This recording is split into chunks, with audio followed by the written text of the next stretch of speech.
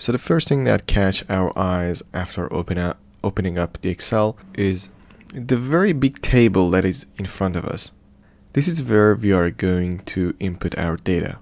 Here you can see each column and row are assigned with a letter and a number.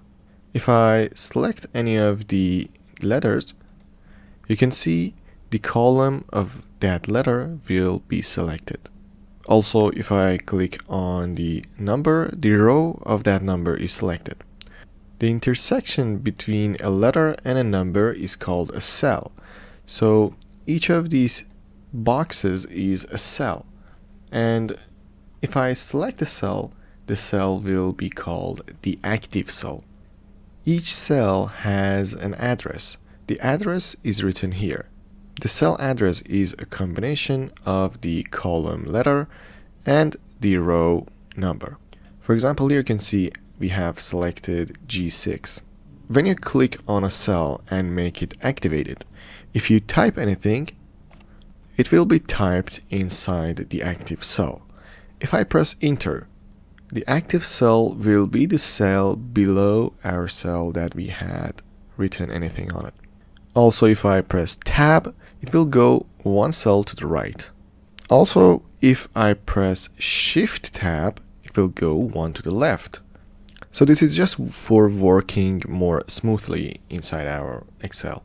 Let me tell you again, tab will go to the right, shift tab will go to the left. Also, shift enter will go to the top. Here we have something called formula bar. As you might already know, Excel is a very powerful software that we can write our mathematical formulas or other formulas that have been fetched inside the software. And we are going to use many of the formulas inside this course, and I'm going to show you in the future chapters. But for now, you just know that if we select a cell, anything that is inside that cell, any value, will be showed up here. Now there are a few names that I want you to know. You see, Excel is divided by groups. So the Excel file that we have created is called a workbook. Then inside our workbook, we can have multiple worksheets. And here with this plus icon, you can create a new worksheet. Each worksheet will create you a new table to work with.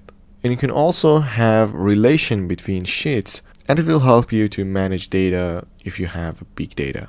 Alright, so now let's go to the top. Here we have a few tabs. Each tab represents us a few tools, and as you can see inside the Home tab, tools have been put inside groups. For example, here we have a group for the tools related to the font, or here we have tools related to clipboard. Now these tools that you can see here inside the font group are the most used tools related to the font, but there are also more tools related to the font.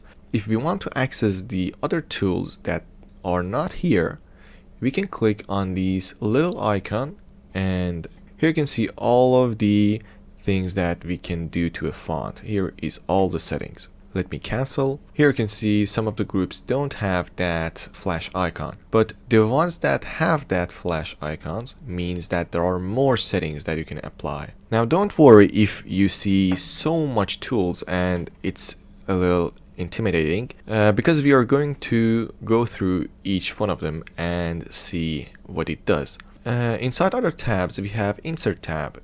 In this tab, as the name suggests, we can insert things other than the normal text that we have here. For example, we can insert pictures, tables, shapes, smart arts. We have other things like maps, we have charts, symbols, and things like that. Then we have the page layout, which is about all the settings that are related to our page. For example, here we have sheet options. We can set this sheet to be right to left. Let's put it back to left, right. Here we have the settings for when we are going to print our data. We're not going to use it until then. We also have themes, which I'm going to show you in future chapters. Now, there is formula tab as well. which, as I told you, we can use formulas to make our lives easier inside Excel. And here are a bunch of formulas that we can add, which we will work with in the future as well. Then we have the data tab, which we can transform our data to something else, send them to other files or things like that. We also have some sorting and filtering options. We can set validations and things like that. The next tab is review, which we can add comments, we can have translations. The last one is view tab, except the help tab, which I don't see the need to explain it. And in view tab, we can set the way that we can view our sheet. Here we have some settings to what can be seen here. For example, the headings, the grid lines, the formula bar.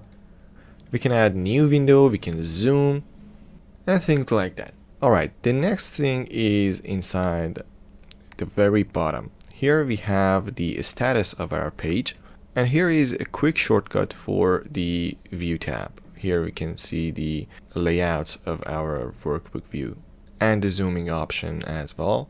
And for the last thing, here is the search bar. If we want to use a tool and we only know the name, we don't know where it is, in which tab it is, we can search it and use it.